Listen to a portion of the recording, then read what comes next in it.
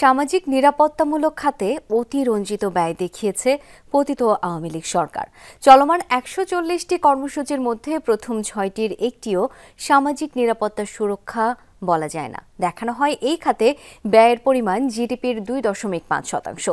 তবে প্রকৃত তথ্য ১.২%। দুপুরে সিপিডির আয়োজনে সামাজিক বৈষম্য নিয়ে আলোচনায় বলা হয়, সামাজিক নিরাপত্তা খাতে যে ব্যয় করা হয় তা খুবই নগণ্য।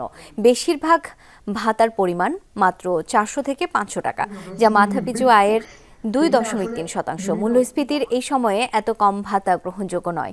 জানানো হয়, আর্থিক স্বল্পতা থাকলেও বাড়ানো হয় কর্মসূচি। এতে অনিয়ম বেড়েছে। ১৫ থেকে ৩০টি কর্মসূচি বাস্তবায়ন হলে তা সবার জন্য গ্রহণযোগ্য নয়। দারিদ্র্য দূর করার জন্য সুনির্দিষ্ট কর্মসূচি থাকা জরুরি।